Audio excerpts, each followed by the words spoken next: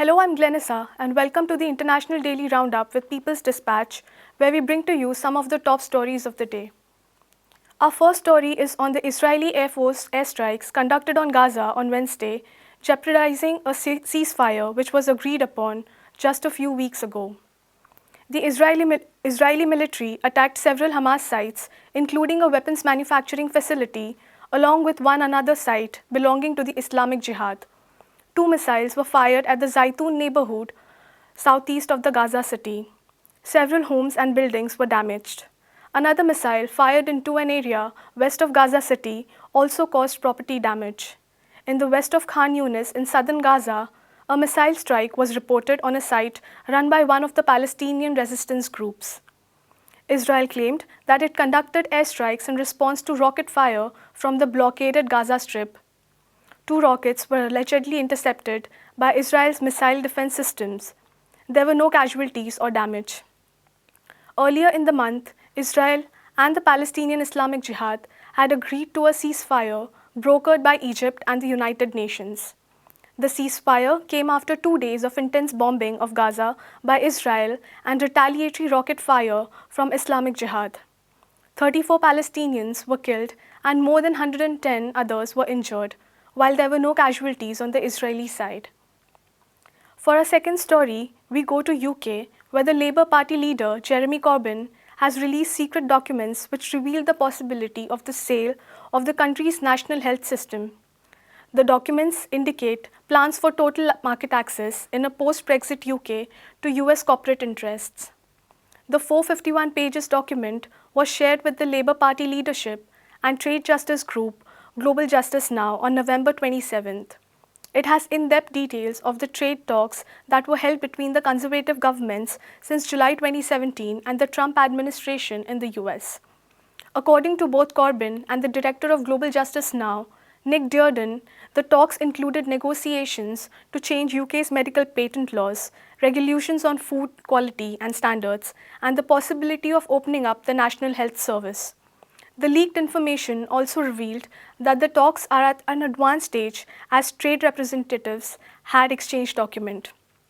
The explosive revelations have put the government on a defensive, as documents show the government has misled the public on the trade talks with the US, said Corbyn.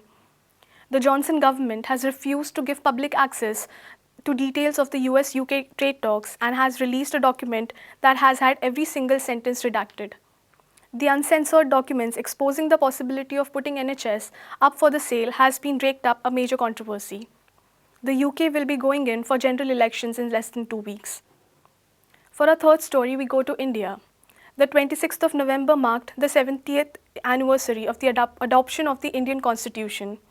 India's constitution was drafted just 2 years after obtaining freedom from the British following a long anti-colonial struggle. India's constitution was a unique attempt at channelizing the freedom movement for building a just society. The experiment has had mixed results over the past 70 years, and in recent years, under a far-right government, the constitution seems under threat like never before. We talked to NewsClick's Prabir Purkayastha on the journey so far. What is really unique about India's constitution and the process through which it was drafted? I think that does not bring out the complexity of the process that you talked about. And I think if we look at the Constitution of India, we should look at not how it was drafted, but that it represented the aspiration of the national movement. Right. So it's actually the Indian national movement, which in this sense is the creator of the Constitution of India. Not simply the people who drafted it. Right. I think that's an important issue. And the aspiration of India itself, what should be India, was not something which was determined a priori. It actually came out of the struggle of the different sections of the people who were in that struggle.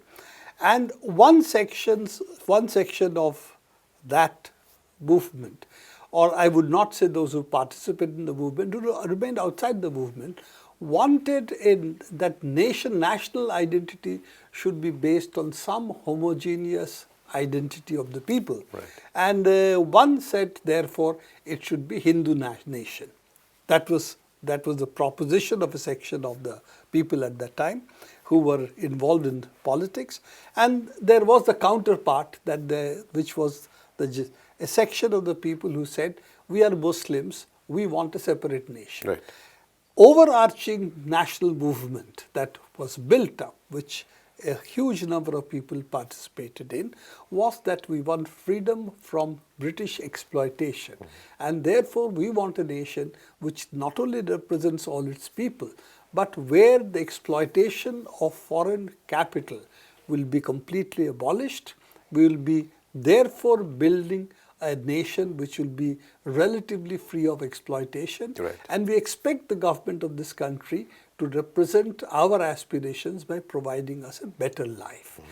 So this became what was the difference between the secular nationalism of that period, which wanted the nation to have a development agenda, also to have an agenda for all its people, not just a section of its people, and the sectarian nationalisms, right, if we can use such a term, which is really identity politics, if you will, of identity-based nationalism, which wanted to separate from this or wanted to create an exclusionary nation or nations. So that led to one side Pakistan being formed, but the larger Indian part of the subcontinent at that point of time remained outside such identity-based nationalism, exclusionary nationalism, and became actually a nation of all its people. And of course, it didn't mean that the rich were not there. It did not mean landed interests were not there. But the basis of the constitution, it must include all. And also, that is fundamental part of what is called the secular basis of the nation, which the Supreme Court has affirmed, even when it did a judgment recently which was relatively, shall we say, against the spirit of the Constitution, but it upheld that this Constitution is a secular Constitution, belongs to all its people. The second part, which is quite unique in the constitutions of that period, was it had a clause which would be today regarded as affirmative action. It said that sections have suffered generational violence, what are today called the Dalit communities.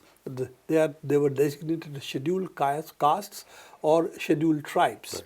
And they have been outside the benefits of a whole lot range of things, and they therefore need special provisions, and that was reservation in government jobs as well as reservation for education.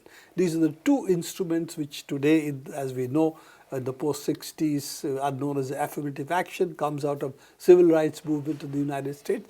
They were there in the Indian Constitution, as you said, from 48 onwards. Right. So these, I think, were really very, very important. But out of the constitutional process, we also get what is later on becomes a developmental state or developmentalist state, which accepts the state has the responsibility of developing the economy, providing education for the people, and looking at also at public health. So Right. all of these are not commodities, but the responsibility of the state are also spelled out in the Constitution. That's all we have for today's episode of International Daily Roundup. For more such stories, visit our website peoplesdispatch.org, subscribe to our YouTube channel, and follow us on Facebook, Twitter, and Instagram. Thanks for watching. De pie cantar que vamos a triunfar.